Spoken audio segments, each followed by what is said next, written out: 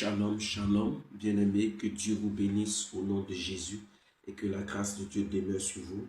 Sans plus tarder, nous allons aller dans 1 Roi chapitre 8, le verset 62 à 63.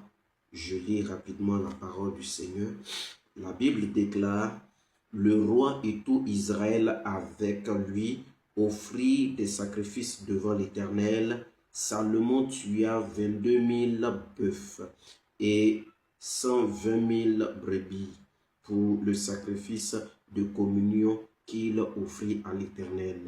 C'est ainsi que le roi et tout Israël et tous les Israélites firent la dédicace de la maison de l'Éternel. La dédicace de la maison de l'Éternel. Que Dieu nous bénisse au nom de Jésus. Nous sommes encore sur l'enseignement en ce qui concerne les offrandes. Que Dieu te bénisse au nom de Jésus.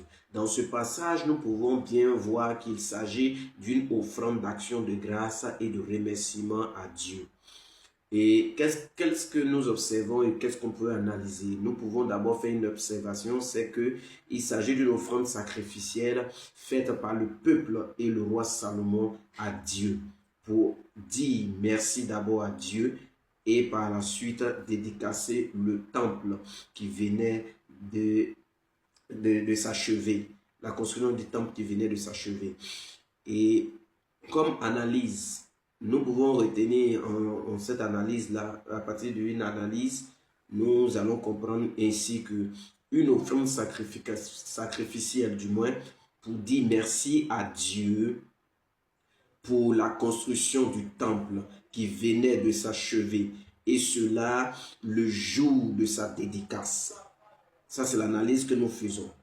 Maintenant, qu'est-ce que nous pouvons comprendre et qu'est-ce que nous pouvons tirer déjà de ce passage-là de façon littérale? Nous pouvons comprendre que faire une offrande sacrificielle pour dire merci à Dieu pour une chose accomplie dans ta vie est la bonne démarche à suivre pour donner la garde de cette chose à Dieu.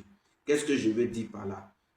Je veux dire par là que nous voyons le peuple d'Israël et Salomon. Après avoir fini de construire le temple, il va commencer d'abord, pas seulement à faire une offrande pour dire à Dieu: Seigneur, voici, on te fait ce sacrifice, protège, prends le temple, nous te consacrons ce temple par ce sacrifice. Non, il a fait d'abord des holocaustes, des sacrifices pour dire merci à Dieu. C'était des offrandes d'action de grâce parce que Dieu lui avait donné la grâce et Dieu leur avait donné vraiment la grâce de pouvoir vraiment achever le temple qu'ils avaient commencé à construire. Après combien de temps qu'ils avaient passé à faire des durs labeurs pour la construction du temple. Donc, il fait une offrande pour dire merci à Dieu. Merci à Dieu, pourquoi? Parce que pour lui, c'était Dieu qui était l'auteur vraiment de la grâce qu'il avait eue de pouvoir vraiment achever la construction du temple. Achever la construction du temple. Donc, il dit d'abord merci à Dieu. Et en disant merci à Dieu, il est en train de dire à Dieu: oh Dieu, c'est toi qui m'as donné de pouvoir construire ce temple. C'est par ta force, c'est par tes bienfaits que j'ai pu construire ce temple. Alors, il était en train d'impliquer Dieu dans l'affaire du temple. Alors, c'est là une bonne manière, une excellente manière de recommander à Dieu vraiment le temple qu'il avait vraiment construit. Donc, qu'est-ce que je veux dire? Qu'est-ce qu'on peut conclure par cela pour qu'on puisse bien comprendre et les choses puissent être vraiment structurées dans notre esprit?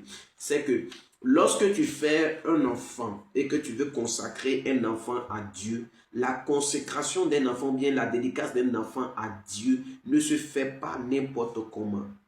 Voilà. Il y a un principe qui est là.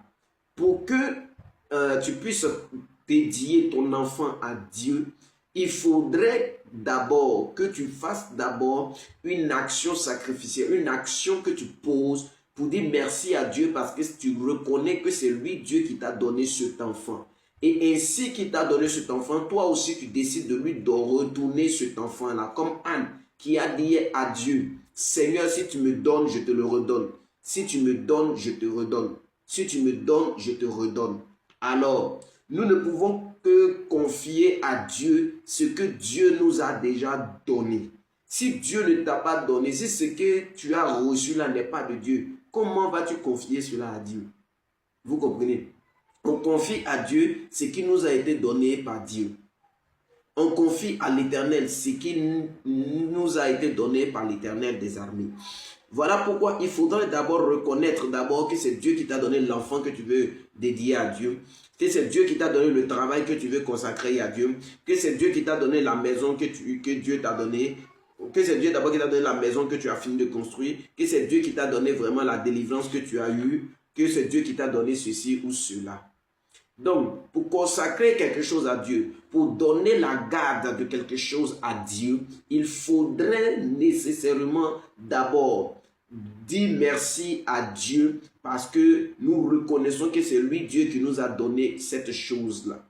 Voilà pourquoi quelque chose qui a été donné par Dieu et qui est recommandé à Dieu est vraiment sécurisé. Mais quelque chose qui n'a pas été donné par Dieu, que nous sommes partis chercher là-bas, par exemple, quelqu'un qui allait voler. Tu allais voler et puis tu veux que Dieu protège le bien que tu as volé. Dieu n'est pas dans ces choses-là. Dieu protégera uniquement quelque chose que lui, Dieu, il t'a donné. Et non ce que toi, tu as allé voler. Donc, qu'est-ce que je veux dire par là? En conclusion, si tu t'engages à confier à Dieu quelque chose ou quelqu'un, sache que la meilleure démarche à suivre est de remercier Dieu par une offrande sacrificielle pour t'avoir donné cette chose ou cette personne premièrement. Puis, lui confier par la suite la chose ou la personne pour laquelle l'offrande a été faite. La reconnaissance avant la demande de dédicace. Ça, c'est la leçon que nous devons retenir dans ce passage. La reconnaissance avant la demande de dédicace. Il faudrait que tu sois reconnaissant envers Dieu. Avant de dédier une chose à Dieu, il faudrait que tu sois reconnaissant envers Dieu parce que Dieu est l'auteur de ce que tu as reçu. Dieu est l'auteur de ce que tu as gagné. Dieu est l'auteur du mariage que tu as reçu. Dieu est l'auteur de l'enfantement que tu as reçu. Dieu est l'auteur de la bénédiction financière que tu as reçue. Dieu est l'auteur du travail que tu as reçu. Dieu est l'auteur de la source de vie que tu as reçue. Dieu est l'auteur de toutes ces choses que tu prétends avoir. Alors, s'il est l'auteur, pourquoi ne pas lui dire merci? Parce qu'il est celui-là qui t'a donné ces choses-là. Et lui dire merci, cela doit venir le plus profond de ton cœur. Ça ne doit pas être obligatoire. On ne doit pas t'obliger à dire merci à Dieu. On ne doit pas t'obliger à poser une action sacrificielle, une offrande à Dieu pour lui dire merci pour ce qu'il a fait dans ta vie. Ce n'est pas acheter Dieu. Ce n'est pas acheter l'action que Dieu a faite. Ce n'est pas acheter le miracle. Non. C'est un acte de reconnaissance. Un acte de reconnaissance simplement à Dieu parce qu'il t'a accordé un miracle, parce qu'il a accordé un miracle, parce qu'il a manifesté une certaine grâce dans ta vie.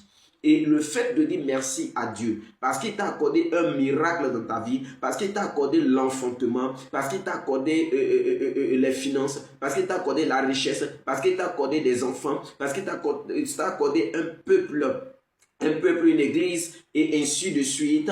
Le fait de poser une offrande d'action de grâce pour dire merci à Dieu, une action de reconnaissance, une offrande de reconnaissance pour ce que Dieu a accompli dans ta vie, est la bonne manière pour impliquer Dieu et engager Dieu à protéger véritablement ce que tu as reçu. Beaucoup de gens prient, ils obtiennent des choses, ils obtiennent des grâces et des bénédictions, ils obtiennent de l'argent, ils obtiennent le mariage, mais à un moment donné, il y a des situations difficiles qui traversent, qui finissent par créer des blocages dans leur vie, qui finit par créer des blocages dans leur vie, qui finit par créer des difficultés dans leur vie. Mais ces blocages et ces difficultés qu'ils rencontrent sont tout simplement dus au fait que la bénédiction et la grâce qu'ils ont eue, ils n'ont pas eu la sagesse de sécuriser véritablement leur bénédiction en apportant une offrande à Dieu pour lui dire merci parce qu'ils reconnaissent que c'est Dieu qui leur a accordé et demander à Dieu de garder cette bénédiction-là.